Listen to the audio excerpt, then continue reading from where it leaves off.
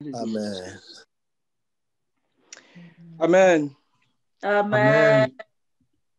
Vraiment, aujourd'hui, je ne sais pas si ça va être un sprint ou un marathon, mais nous croyons que le Seigneur nous conduit. Alléluia. Amen. Je voudrais aborder avec vous ce matin le thème qui avait été annoncé il y a peut-être un mois à peu près, c'est-à-dire l'année passée, qui s'appuie sur le passage de Apocalypse chapitre 1, du verset 19 au verset 20. Et nous allons considérer un angle ce matin de ce thème qui est tellement vaste. Je n'ai pas la prétention d'avoir toute la révélation, mais je me laisser conduire par le Seigneur pour les éléments qu'il a mis sur mon cœur pour nous encourager tous ensemble. Amen. Amen. Amen. Fidèle au poste. Amen. Apocalypse 1, verset 19 à 20. Amen. Écris donc les choses que tu as vues et celles qui sont et celles qui doivent arriver après elles, le mystère des 7 étoiles que tu as vues dans ma main droite et des 7 chandeliers d'or. Les 7 étoiles sont les anges des 7 églises et les 7 chandeliers sont les 7 églises. Amen. Amen. Alors, la question qu'on pourrait se poser rapidement, c'est de se dire, mais qu'est-ce que Jean a vu? Il est vrai que depuis le verset 1 du chapitre 1, on voit ces éléments-là, mais il serait bon de les relire, de les reconsidérer, pour les replacer un peu dans notre esprit, puis pour comprendre un peu le cheminement dans lequel l'apôtre Jean est en train de nous conduire. Alors, qu'est-ce que Jean a vu? Dans le verset 2, on va lire du verset 1 au verset 3, et après on va aller au verset 12, pour le lire jusqu'au verset 16. Et après, on va lire le dernier bout du verset 20 pour mettre ensemble les éléments que Jean a vus. C'est en quelque sorte le résumé de tout ce que Jean a vu. Alléluia. Vas-y. Apocalypse 1, verset 1 à 3. Mm-hmm. Révélation de Jésus-Christ que Dieu lui a donnée pour montrer à ses serviteurs les choses qui doivent arriver bientôt et qu'il a fait connaître par l'envoi de son ange à son serviteur Jean, lequel a attesté la parole de Dieu et le témoignage de Jésus-Christ, tout ce qu'il a vu. Heureux celui qui lit et ceux qui entendent les paroles de la prophétie et qui gardent les choses qui y sont écrites, car Amen. le temps est proche. Alléluia. Donc déjà, le verset 2 nous dit que tout ce que Jean a vu est la parole de Dieu et le témoignage de Jésus-Christ. On vient au verset 12. Verset 12 au verset 16. Mm-hmm. Je me retournai pour connaître quelle était la voix qui me parlait. Et après m'être retourné, je vis 7 chandeliers d'or et au milieu des 7 chandeliers, quelqu'un qui ressemblait à un fils d'homme vêtu d'une longue robe et ayant une ceinture d'or sur la poitrine. Sa tête et ses cheveux étaient blancs comme de la laine blanche, comme de la neige. Ses yeux étaient comme une flamme de feu. Ses pieds étaient semblables à de l'airain ardent, comme s'il eût été embrasé dans une fournaise, et sa voix était comme le bruit de grandes eaux. Il avait dans sa main droite 7 étoiles. De sa bouche sortait une épée aiguë à 2 tranchants, et son visage était comme le soleil lorsqu'il brille dans sa force. Alléluia. Le premier bout du verset 17 dit, quand je le vis, je tombais à ses pieds comme mort. Alléluia. On vient au verset 20. Le Seigneur lui dit que quant au mystère des 7 étoiles que tu as vues dans ma main droite et des 7 chandeliers d'or, le voici. Donc Jean a vu un mystère. Mais ce mystère-là, il dit, les 7 étoiles sont les anges des 7 églises et les 7 chandeliers sont les 7 églises. Donc pour faire un petit résumé de ce que Jean a vu, c'est dans ces quelques versets-là que Jean nous résume tout ce qu'il a vu. Mais ce qu'il a vu lui a été communiqué comment? Quand on prend la version que le frère lisait la dernière fois, il dit que ça lui a été communiqué par signes et symboles. Et ce matin, je voudrais vraiment m'attarder un peu sur les signes et les symboles de la révélation de Jésus-Christ. Alléluia. Et apporter un schéma à travers à peu près 5 points qui vont nous aider quand même, lorsque nous parcourons le livre de la révélation, de pouvoir faire des liens. De pouvoir faire des liens. Amen. Vas-y, mon frère. Ce livre dévoile les secrets que Dieu a confiés à Jésus-Christ pour qu'il les transmette à ses serviteurs et leur annonce les événements qui doivent arriver bientôt de façon soudaine et inattendue. Par l'intermédiaire de son ange, Jésus-Christ les a communiqués par signes et symboles à son serviteur Jean. Amen. C'est par signes et symboles que Jean a eu la révélation de tout ce qu'il nous a rapporté dans le livre de l'Apocalypse, le livre de la Révélation. Alors, quels sont ces signes et les symboles?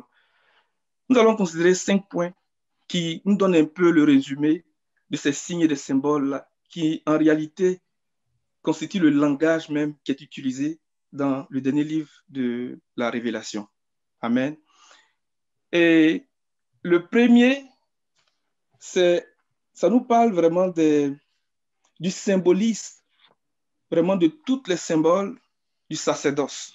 Donc, on dira le symbolisme sacerdotal, alléluia, de l'Ancien Testament, notamment dans le livre d'Exode, à travers le tabernacle de Moïse.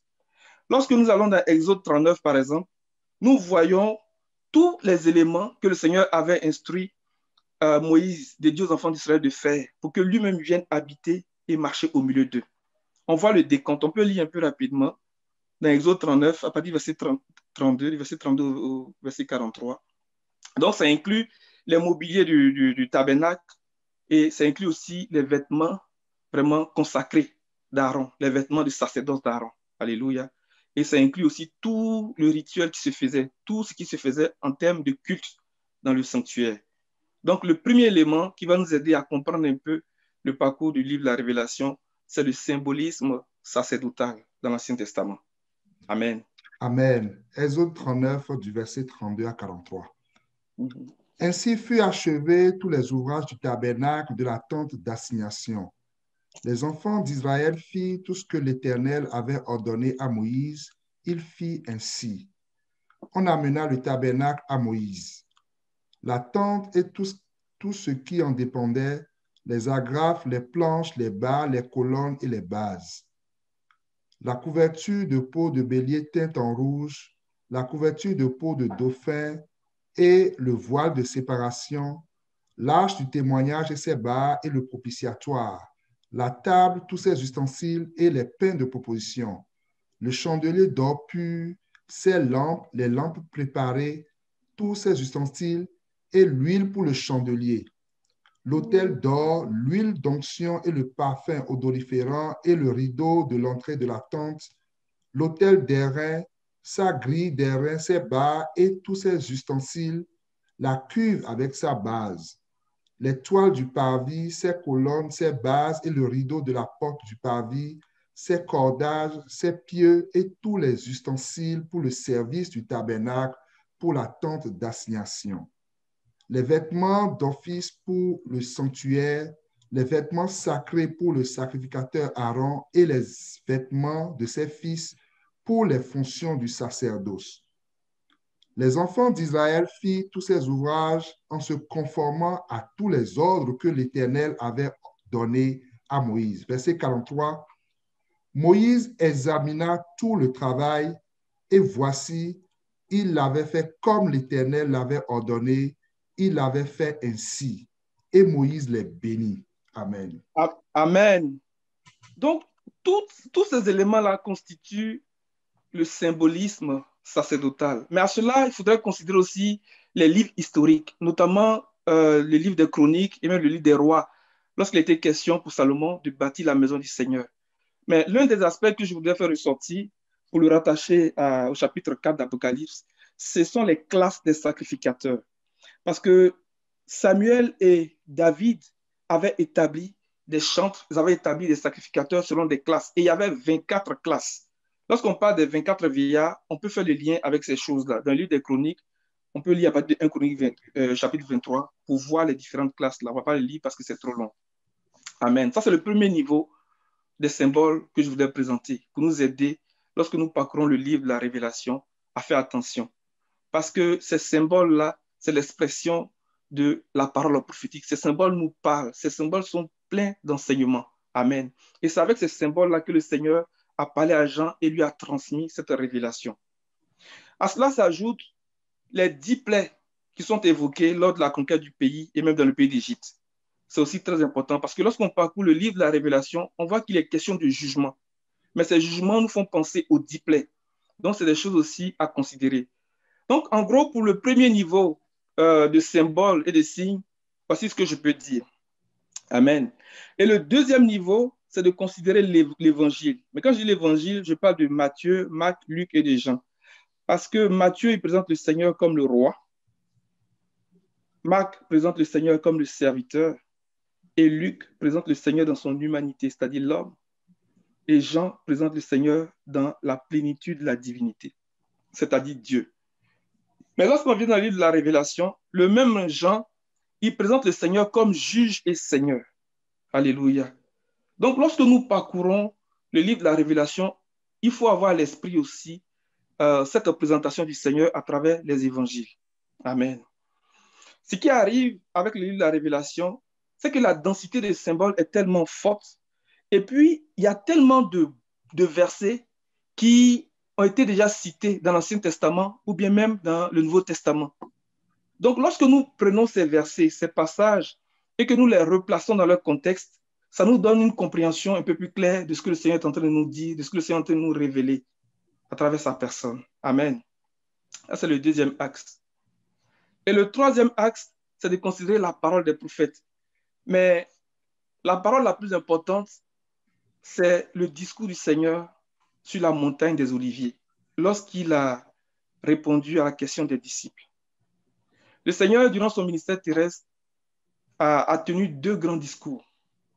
Le plus long, qui a duré 3 jours, qu'on appelle les béatitudes. Ça, c'était le plus long. Mais le deuxième plus long, mais c'était un discours prophétique qui couvre 2 chapitres. Quand on va dans Matthieu 24 et Matthieu 25. C'est aussi très, très important. Et ce discours-là va nous permettre de comprendre plus les temps, les saisons, les événements qui doivent arriver bientôt. Dans ce discours, plus tard, le Seigneur va dire à ses disciples, voici, je vous l'ai annoncé d'avance. Et ça nous parle des nations, ça nous parle d'abord de l'Église, ça nous parle aussi d'Israël dans la chair, et ça va nous parler des nations. C'est quelque chose que nous devons garder à l'esprit lorsque nous parcourons le livre de la Révélation. Ça, c'est le troisième axe. Le quatrième axe, c'est de considérer le récit des actes des apôtres et tous les épîtres des apôtres pour faire le lien avec les chapitres 2 et 3 du livre de la Révélation. Parce qu'il y a un lien très, très étroit entre les chapitres 2 et 3 et les actes des apôtres et les épîtres des apôtres. C'est dans les actes des apôtres que Luc nous dit, ou bien nous rapporte les derniers instants du Seigneur avec ses disciples. Donc, il parlait à l'Église, il parlait du royaume de Dieu en ce moment-là. Donc, lorsque nous considérons les actes des apôtres et puis les épîtres des apôtres, nous avons encore des lumières au sujet de ce que le Seigneur nous enseigne dans le chapitre 2 et 3 du livre de la Révélation. Ça, c'est le quatrième axe. Amen. Amen. Je ne fais pas trop rapide. Hein. Et le cinquième axe, qui n'est pas des moindres, c'est de voir la relation très, très étroite qu'il y a entre le livre de la Genèse et le livre de l'Apocalypse. On ne peut pas comprendre les mystères qui sont dans le livre de la Genèse sans la révélation du livre de l'Apocalypse. Et la Genèse nous annonce le travail que Dieu a commencé à faire. C'est comme une ébauche du travail que Dieu a commencé à faire. Et le livre de la Révélation est comme l'accomplissement du travail que Dieu est en train de faire. Et je voudrais qu'on puisse considérer quelques liens entre le livre de la Genèse et le livre de la Révélation, pour voir qu'il y a un lien vraiment très étroit. Si on retranche quelque chose au livre de la Genèse, on porte atteinte au livre de l'Apocalypse. Et si on retranche des choses au livre de l'Apocalypse, on porte atteinte au livre de la Genèse. Ces 2 livres sont vraiment très, très liés. Alléluia. Un exemple. Dans le chapitre 1 de Genèse, le Seigneur parle d'un homme qui doit régner. On va lire Genèse 1 à partir du verset 26.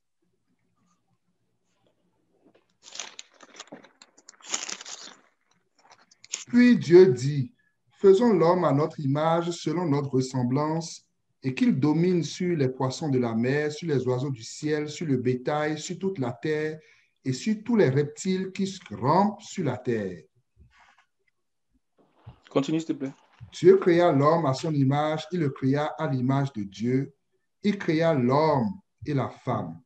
Dieu les bénit et Dieu leur dit, soyez féconds, multipliez, remplissez la terre et l'assujettissez, et dominez sur les poissons de la mer, sur les oiseaux du ciel et sur tout animal qui se meut sur la terre. Et Dieu dit, Amen. Amen. Quand on vient dans le livre de la Révélation, au chapitre 20, verset 4 au verset 6, par exemple, ça nous révèle Christ, ça nous révèle ceux qui sont parvenus à la perfection, assis sur le trône et en train de juger, en train de dominer. Alléluia.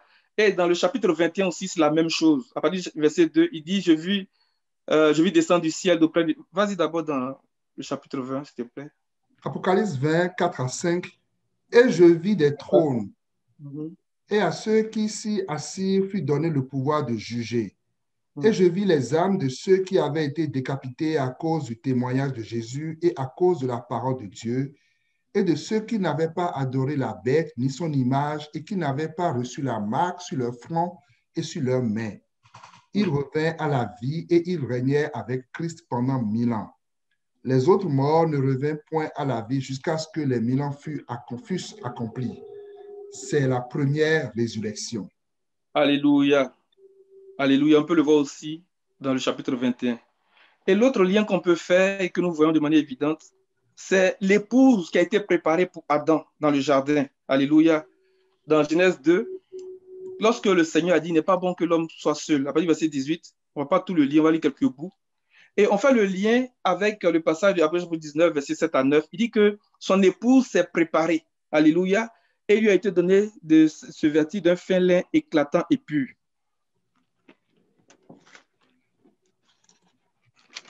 Genèse 2, verset 18.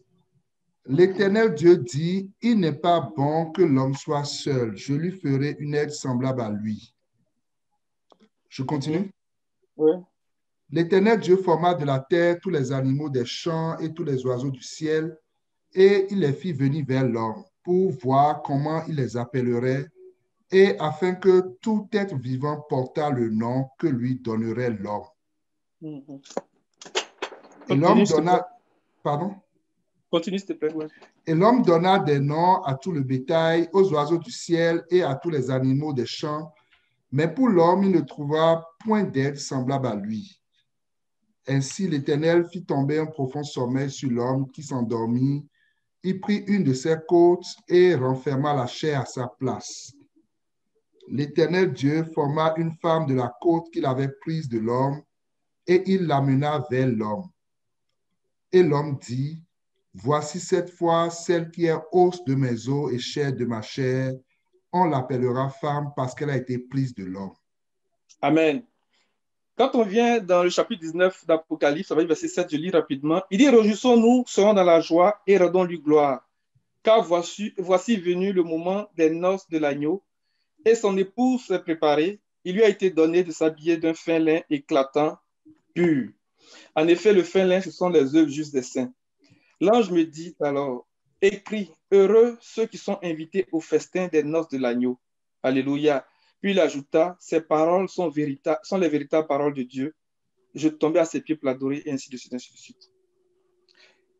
Ça, c'est un lien qu'on peut faire aussi entre le livre de la Révélation et puis le livre de la Genèse. Dans le chapitre 2 de Genèse, il nous est parlé de l'arbre de vie. Genèse 2, 9, on ne va pas le lire parce que le temps est en train de partir. Et Genèse 3, 22, par exemple. Et quand on vient dans le livre de la Révélation, le chapitre 2, verset 7, il parle de l'arbre de la vie. Et dans le chapitre 22, au verset 2, il parle encore de l'arbre de la vie. Au verset 14, il parle de l'arbre de la vie. Et l'autre lien que nous pouvons faire et que nous faisons entre le livre de la Genèse et le livre de la Révélation, le Seigneur présente déjà le serpent dans Genèse 3, verset 1. Et dans le chapitre 12 d'Apocalypse, il parle de ce même serpent-là, mais là, il le présente comme le dragon, le serpent ancien, c'est-à-dire le diable et Satan. Apocalypse 12, verset 9. On ne va pas le lire, mon frère, parce que j'étais en train de partir. Et l'autre rapprochement que nous faisons, le Seigneur présente le premier dominateur dans le livre de la Genèse. Genèse 10, du verset 8 au verset 10, par exemple, le premier dictateur, Nimrod, on va le lire. Genèse 8. Vas-y. Genèse 10. Verset 8. Cush engendra ainsi aussi Nemrod, c'est lui qui commença à être puissant sur la terre. Il fut un vaillant chasseur devant l'Éternel, c'est pourquoi l'on dit, comme Nemrod, vaillant chasseur devant l'Éternel. Il régna d'abord sur Babel, Érec, Akkad et Calné au pays de Shinéa. De ce pays-là sortit Assur, il bâtit Ninive, Rehoboth, Hi, Kalash. Et Rézène entre Ninive et Kalash, c'est la grande ville. Amen. Quand on vient dans Apocalypse chapitre 13, du verset 1 au verset 8, et le chapitre 17, on nous présente l'Antichrist qui règne sur la grande Babylone. Donc déjà, à travers Nimrod, le Seigneur annonçait, bien le Seigneur nous montrait ces choses-là. Donc le lien entre la Genèse et l'Apocalypse est un lien vraiment très, très étroit. C'est un lien qu'on ne peut pas rompre. On ne peut pas étudier l'un ou l'autre sans considérer l'un des deux. Et toucher à l'un, c'est toucher à l'autre. Alléluia. Et dans Ephésiens 4, il dit que c'est de lui et par lui que le corps formant un solide assemblage grâce au lien de son assistance. Donc les deux livres-là sont comme des liens de l'assistance que le Seigneur donne à l'Église pour comprendre le mystère qu'il a commencé à faire depuis le début. Que le nom du Seigneur soit béni. Donc Amen. voici un peu résumé en 5 points des axes que nous pouvons considérer pour comprendre les signes et les symboles que le Seigneur a utilisés pour se révéler à l'apôtre Jean. Ou bien les signes et les symboles qui constituent la révélation qui a été donnée à l'apôtre Jean pour notre édification. Alléluia. Alors, quand on regarde au verset 2, après chapitre 1, verset 2, il dit que tout ce qu'il a vu est la parole de Dieu et le témoignage de Jésus. Et nous avons fait le lien avec le verset 12 et ainsi de suite. Nous allons aller chercher une image pour attacher tout ça ensemble avant de commencer à rentrer dans ces symboles-là. Dans Jean chapitre 1, du verset 1 au verset 4, et puis on va sauter par le verset 12. Pourquoi il parle de la parole? Pourquoi il dit que tout ce que Jean a vu est la parole de Dieu et le témoignage de Jésus-Christ? Lorsque quelqu'un parle, on entend ses paroles, mais est-ce qu'on voit ses paroles? Mais en disant que Jean a vu la parole, il est en train de dire que la parole est une personne. Il est en train de personnifier la parole. Alléluia. C'est pour ça que lorsqu'on va aller lire Jean chapitre 1, on va mieux comprendre pourquoi il dit ici que tout ce que Jean a vu est la parole de Dieu et le témoignage de Jésus. Au Jean, commence- Au commencement était la parole, et la parole était avec Dieu, et la parole était Dieu. Elle était au commencement avec Dieu. Toutes choses ont été faites par elle, et rien de ce qui a été fait n'a été fait sans elle. Et en elle était la vie, et la vie était la lumière des hommes. On va aller au verset 12. Mais à tous ceux qui l'ont reçu, à ceux qui croient en son nom, elle a donné le pouvoir de devenir enfants de Dieu, lesquels sont nés non du sang, ni de la volonté de la chair, ni de la volonté de l'homme, mais de Dieu. Et la parole a été faite chair et elle a habité parmi nous, pleine de grâce et de vérité, et nous avons contemplé sa gloire, une gloire comme la gloire du Fils unique venu du Père. Jean lui a rendu témoignage et s'est écrié, c'est celui dont j'ai dit, celui qui vient après moi m'a précédé, car il était avant moi. Amen. Regardez bien le verset 14. Il dit, la parole s'est faite homme et elle habitait parmi nous. Donc, on comprend pourquoi l'apôtre Jean dit que tout ce que Jean a vu est la parole de Dieu. Parce que la parole s'est faite homme. Alléluia. Quand on vient au verset 26 du même chapitre de Jean 1, regardez ce qu'il va dire. Jean leur répondit, moi, je baptise d'eau, mais au milieu de vous se trouve quelqu'un que vous ne connaissez pas. C'est très révélateur. Et ça nous permet de faire un exercice très rapide avec le premier axe des symbolismes ou bien du symbole du sacerdoce. Parce que le Seigneur a dit à Moïse, Exode 25, verset 8, verset 9, il me fera un sanctuaire, je marcherai et j'habiterai au milieu d'eux. Et vous ferez le sanctuaire d'après tout ce que je vais te montrer. Alléluia. D'après le modèle que je vais te montrer. Alléluia. Donc, Jean dit il a vu la parole. En fait, il entend parler du tabernacle de Moïse. Déjà, dans les symboles qui ont été utilisés pour nous enseigner quelque chose. On va aller lire Exode 25.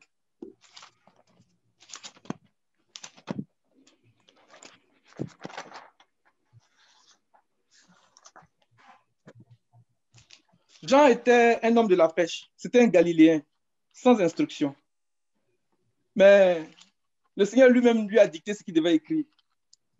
Des grands érudits, des docteurs, ils prennent ce livre, puis ils ne comprennent rien.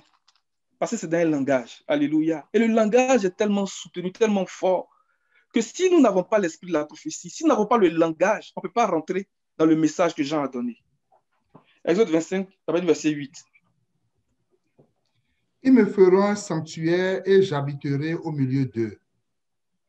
Vous ferez le tabernacle et tous ses ustensiles d'après le modèle que je vais te montrer.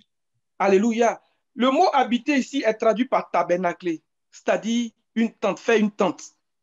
Et puis, il dit, j'habiterai au milieu d'eux. Donc, c'est ce que Jean dit. Il dit que la parole s'est faite homme et elle habitait parmi nous.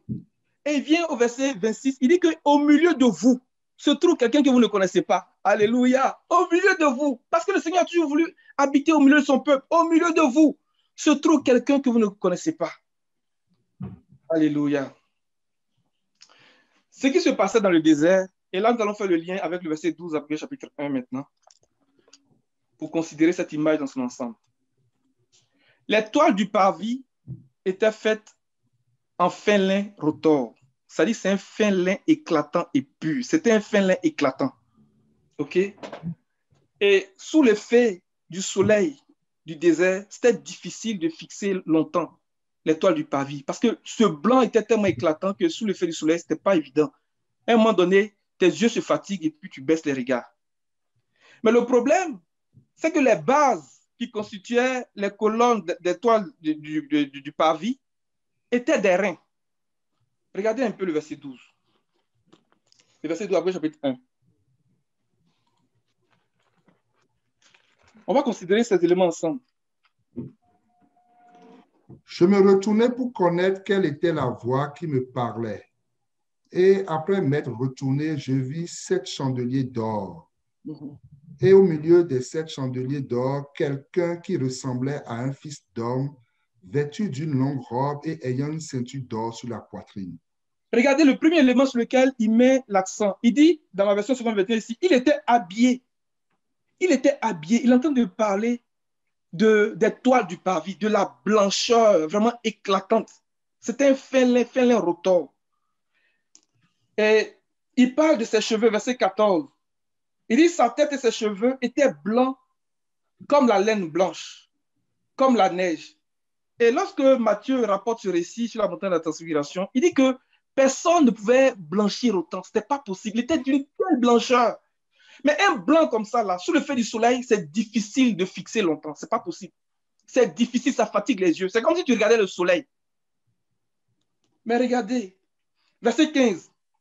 Il dit ses pieds étaient semblables à du bronze ardent, comme s'il avait été embrasé dans une fournaise. Les bases du parvis là étaient de bronze. Mais le bronze aussi, là, sous l'effet du soleil, c'est difficile de regarder. Ça chauffe, ça brûle, c'est perçant. C'est comme du feu. Et d'ailleurs, il dit que comme s'il avait été embrasé dans une fournaise. Qu'est-ce que je veux dire? Et puis l'autre élément que je veux dire avant de continuer, il dit sa voix ressemblait au bruit des grands oiseaux. Il tenait dans sa main droite cette étoile, de sa bouche sortait une épée aiguë à 2 tranchants. Et son visage était comme le soleil, lorsqu'il brille dans toute sa force. Donc ces éléments ensemble, le soleil, lorsqu'il brille dans toute sa force, là on se replace dans le contexte du désert, autour de la tente de la rencontre, autour du tabernacle, parce que le peuple campait autour du tabernacle. Alléluia. On se replace dans le contexte du désert. Donc, sous l'effet de la forte chaleur du jour, l'étoile du parvis, fin lin rotor, c'est-à-dire éclatant et pur, la blancheur extrême, c'est difficile de regarder. Donc, l'enfant d'Israël, peut-être qu'il voulait regarder l'étoile, c'était difficile. Donc, il baissait les yeux, ou bien il fermait un peu les yeux. Il baisse les yeux, ce qu'il voit, ce sont les bases des reins, des bases de bronze. Mais qui, eux aussi, sous l'effet du soleil, c'était difficile, c'est perçant. Il ne peut pas regarder. Mais cette blancheur-là, ça marque la sainteté. et la pureté de Dieu. Mais ça vient révéler le contraste de notre cœur qui est mauvais depuis sa jeunesse. Ça vient relever un contraste de ce que l'homme est à l'intérieur, l'impureté, tout ce que nous savons, selon Matthieu 15, verset 19. La sainteté de Dieu. C'était difficile pour les enfants de regarder, de contempler. Alléluia. Mais les reins, dans le langage de la prophétie, ça parle du jugement et donc de la justice. Amen. Ça parle du jugement et donc de la justice. Alors, ce que les enfants d'Israël pouvaient regarder sans baisser les yeux ou bien pouvaient regarder pendant longtemps, c'était les chapiteaux. Les chapiteaux étaient faits en argent. Et l'argent, c'est l'expression du rachat. Donc, l'argent, c'est l'expression de la rédemption.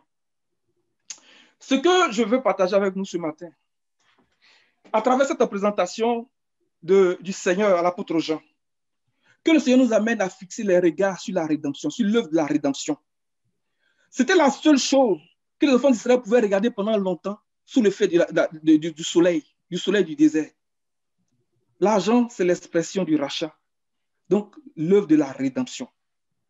Donc, déjà, un premier message que nous comprenons à travers cette révélation du Seigneur, le Seigneur est en train de nous inviter à avoir les regards fixés sur la rédemption, à avoir les regards fixés sur le rachat, sur la libération de nos corps. Que le nom du Seigneur soit béni. Amen. On va aller regarder ces quelques versets-là dans Exode 38. Il faut considérer du verset 9 au verset 20, mais pour les besoins, on va lire. Exode combien? Exode 38, à partir du verset 9. Du verset 9 au verset 20, pour attacher tout ce que nous sommes en train de présenter. Il fit le parvis. Du côté du midi, il y avait pour former le parvis des toiles de fin lin retors sur une longueur de 100 coudées et 20 colonnes posant sur 20 bases d'airain. Les crochets des colonnes et le triangle étaient d'argent. Le triangle. Oui, les crochets des colonnes et le triangle étaient d'argent. Amen. Verset 11, merci. Du côté du nord, il y avait 100 coudées de toile avec 20 colonnes et leurs 20 bases d'airain. Les crochets des colonnes et leurs triangles étaient d'argent. Du côté de l'Occident, il y avait 50 coudées de toile avec 10 colonnes et leurs 10 bases. Les crochets des colonnes et leurs triangles étaient d'argent. Du côté de l'Orient, sur les 50 coudées de largeur, il y avait pour une aile 15 coudées de toile avec 3 colonnes et leurs 3 bases, et pour la seconde aile qui lui correspondait de l'autre côté de la porte du parvis, 15 coudées de toile avec 3 colonnes et leurs 3 bases. Toutes les toiles formant l'enceinte du parvis étaient de fin lin retors. Alléluia. Les bases pour les colonnes étaient d'airain, les crochets des colonnes et leurs triangles étaient d'argent, et leurs chapiteaux étaient couverts d'argent. Toutes les colonnes du parvis étaient jointes par des triangles d'argent. Le rideau de la porte du parvis était un ouvrage de broderie en fil bleu, pourpre et cramoisi et en fin lin retors. Il avait une longueur de 20 coudées et sa hauteur était de 5 coudées, comme la largeur des toiles du parvis. Ces 4 colonnes et les 4 bases étaient d'airain, les crochets et leurs triangles étaient d'argent et leurs chapiteaux étaient couverts d'argent. Verset 20. Tous les pieux de l'enceinte du tabernacle et du parvis étaient d'airain. Amen. Que Dieu bénisse sa parole. Voici un peu, j'ai envie de dire de manière sommaire, un portrait de ce que Israël pouvait voir alors qu'il campait autour du tabernacle. Le fin lin retors, éclatant d'une extrême blancheur, et sous l'effet du soleil, c'était difficile de le fixer. Les bases d'airain qui étaient comme du feu sous l'effet de la chaleur venant du désert. Et la seule chose que Israël pouvait regarder, c'était les chapiteaux et les triangles en argent. Mais les chapiteaux, c'est comme la hauteur. Ils pouvaient lever les yeux et puis voir, au moins, sous l'effet de la chaleur, sous l'effet du soleil. Alléluia. On va aller dans Exode 30, du verset 11 au verset 16, pour parler du fait que l'argent préfigurait le rachat, donc l'œuvre de la rédemption. Que le Seigneur nous donne d'avoir les yeux fixés sur la rédemption ce matin. Amen. Que le Seigneur nous donne d'avoir les yeux fixés sur la rédemption ce matin, les amis. Que le Seigneur nous donne d'avoir les yeux fixés sur la rédemption, au nom de Jésus. Amen. Alléluia. Exode 30, à partir de quel verset, s'il te plaît? Verset 11. 11 au verset 16.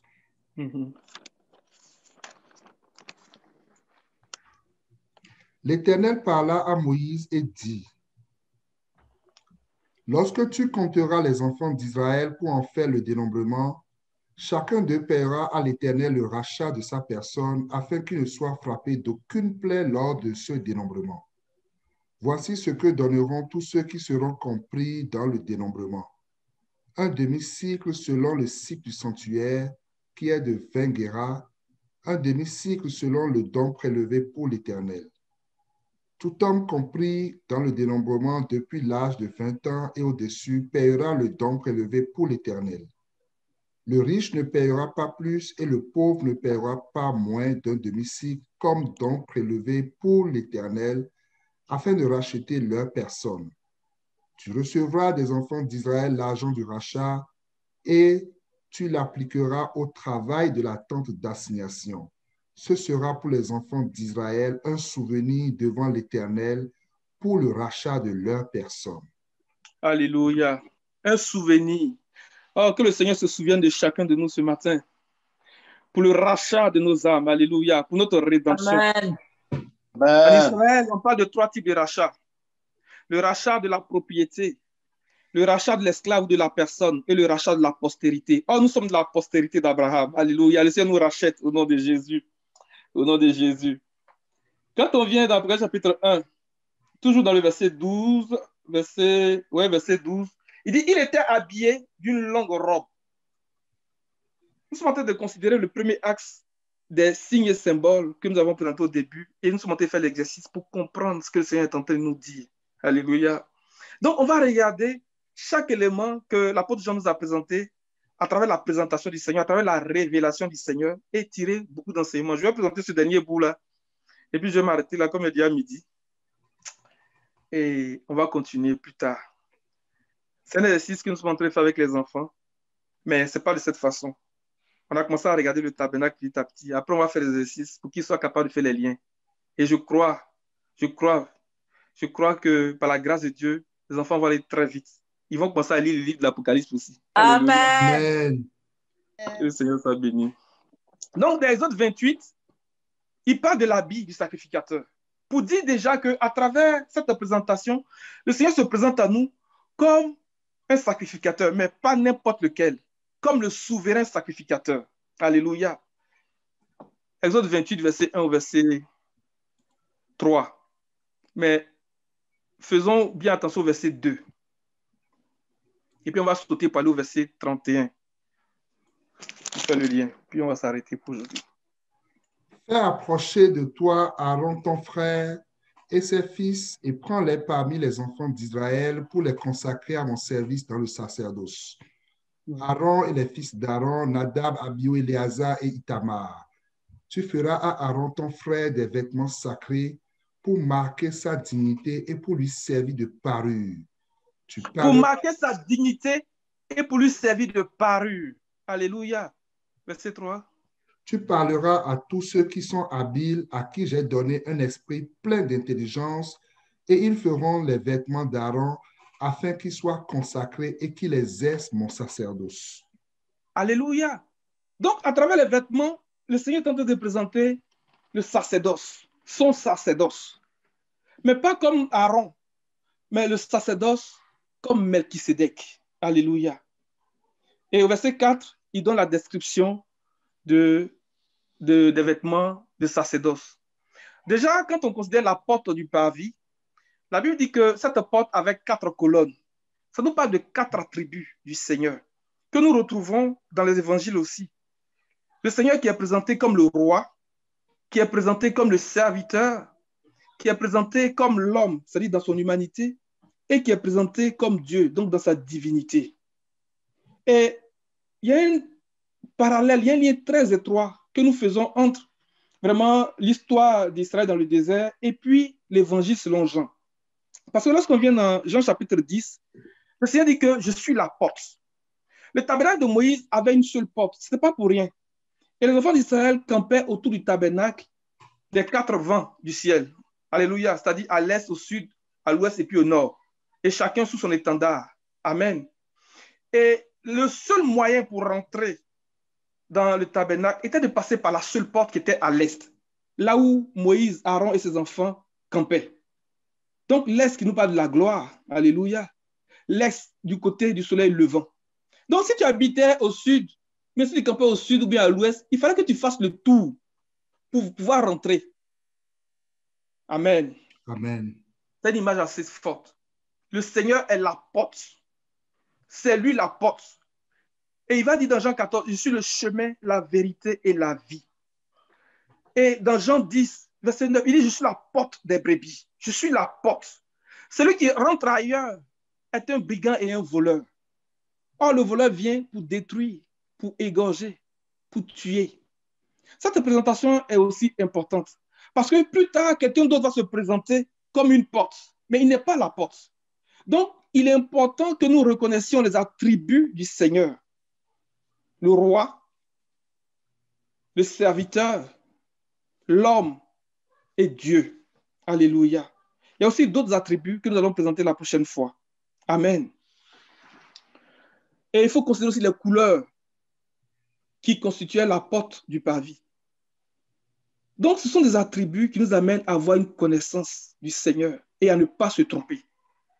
Parce que quelqu'un d'autre va se présenter aussi avec ces couleurs-là. Mais il faut faire attention.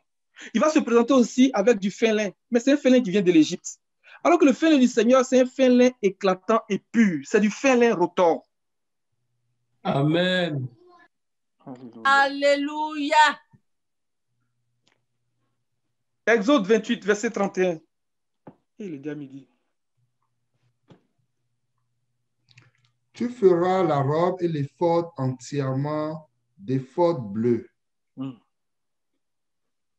Continue. Il y aura au milieu une ouverture pour la tête, et cette ouverture aura tout autour un bord tissé, comme l'ouverture d'une cotte de maille, afin que la robe ne se déchire pas. Tu mettras autour de la bordure en bas des grenades de couleur bleue, pourpre et cramoisie, entremêlées de clochettes d'or. Une clochette d'or et une grenade, une clochette d'or et une grenade sur tout le tour de la bordure de la robe. Aaron s'en revêtira pour faire le service quand il entrera dans le sanctuaire devant l'Éternel, et quand il en sortira, on entendra le son des clochettes et il ne mourra point. Alléluia. Ce détail est tellement puissant. Jean voit le Seigneur au niveau du lieu saint. Qu'est-ce que nous devons comprendre? Le Seigneur est en train de sortir ou bien il est en train de rentrer? Or, nous savons qu'il n'est pas en train de rentrer. Le Seigneur est en train de sortir. Alléluia.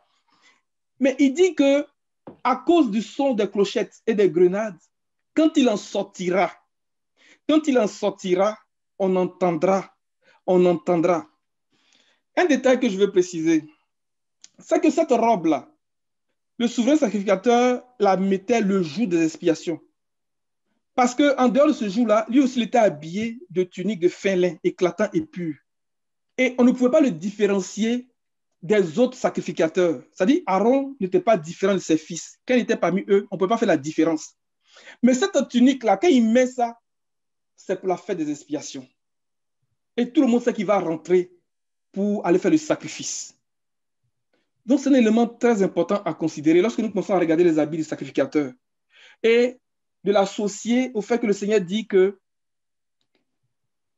heureux celui qui lit et ceux qui écoutent les paroles de la prophétie et qui gardent ce qui s'y trouve écrit, car le moment est proche. Parce que le Seigneur, comme on l'a vu, c'est celui qui s'appelle, il vient. C'est celui qui vient. Alléluia. Et que son peuple qui l'attend pour la rédemption, qui l'attend pour leur salut, ait cette oreille vraiment sensible à la voix de l'Esprit. Ait cette oreille qui est sensible au mouvement de ses pas. Parce qu'à chaque fois que le souverain sacrificateur faisait un pas, lors de son retour, on pouvait entendre. Alléluia. Pendant qu'il était en train de faire le sacrifice, là-bas dans le lieu très saint, tout ce qu'Israël avait comme moyen pour savoir s'il était toujours en vie, il y avait une corde qui était attachée à son pied. Et de temps en temps, il tirait dessus Et s'il y avait une résistance, on savait qu'il était encore en vie. Mais s'il n'y avait pas de résistance, on le tire doucement et puis on le fait sortir. Parce que personne ne peut rentrer dans la présence de Dieu. Mais ici, on dit que lorsqu'il en sortira, on entendra. Que le Seigneur donne à l'Église de Québec d'entendre le son des clochettes ce matin. Amen. Que l'Église de Québec ne soit pas distraite au nom de Jésus. Et que l'Église de Québec se purifie parce qu'il est en train de purifier sa maison. Que nous nous prêtions vraiment à ce travail de purification. Amen. Le souverain sacrificateur dans le lieu saint, il avait la responsabilité d'entretenir les lampes du chandelier. Alors qu'il est en train d'entretenir les lampes du chandelier, que les lampes de l'Église de Québec soient ardentes au nom de Jésus. Au nom de Jésus. Parce qu'il a dit à Moïse, Amen. les lampes ne s'éteignent pas. Alléluia. Les 10 vierges, souvenons-nous de cette parabole. Souvenons-nous de cette parabole. Au milieu de la nuit, on cria, voici l'époux. Celle qui était prête, prit les lampes avec elle, avec de l'huile. Parce qu'il faut que nous apportions de l'huile au souverain sacrificateur pour qu'il entretienne les lampes du chandelier. Que la lampe de l'Église de Québec ne s'éteigne pas. Au contraire, qu'elle soit ardente. Qu'elle soit ardente. Je vais m'arrêter là ce matin parce que le dia à midi. Et par la grâce de Dieu, on va continuer en regardant chaque élément que l'apôtre Jean nous a révélé ici. Et aller chercher les enseignements avant de commencer à regarder le chapitre 2, chapitre 3. Et même quand on commence à regarder le chapitre 2, déjà sa présentation à l'église d'Éphèse, on dit, écrit à l'ange de l'église d'Éphèse, voici ce que dit celui qui tient les 7 étoiles à sa main droite, celui qui marche. Parce qu'il a dit à Moïse, je marcherai et j'habiterai au milieu d'eux. Mais là, il est en train de marcher au niveau du lieu saint. Que le Seigneur bénisse sa parole. Au nom de Jésus. On va Amen.